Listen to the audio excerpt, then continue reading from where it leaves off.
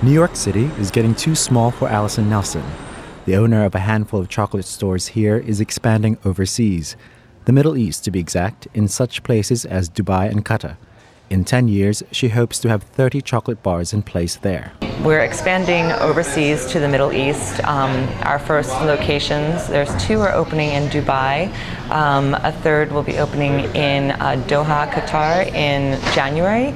And we're opening a 4th in India in 2009 as well. It's unusual for any small business to jump right into going global without testing the waters domestically first.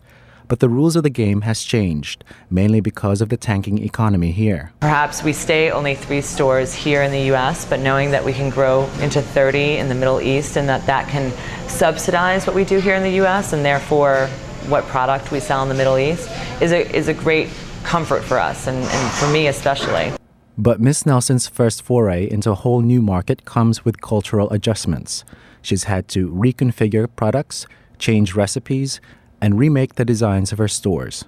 And one of the biggest challenges for me was to step back and look at the recipes and figure out what worked within the Middle East and what didn't. We did need to take out all alcohol from our truffles, and the big one for me was removing pork. Some of our best sellers here, like our Bendel salad, has crispy prosciutto in it, which gives it this great flavor, and you can't have pork in the Middle East. Another challenge we had was the actual design of the spaces. Henry Bendel is a small store, and we pack in a lot of tables and a lot of seats, and people sit very close to each other, strangers next to strangers.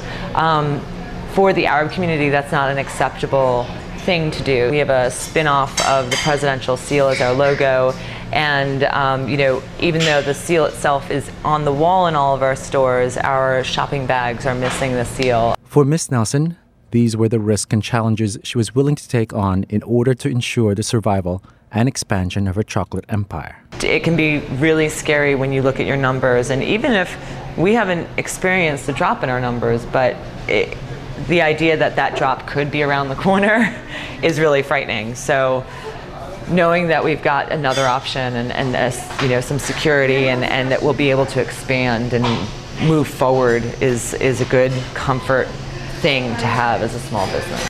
In New York, this is Raymund Flandez for The Wall Street Journal.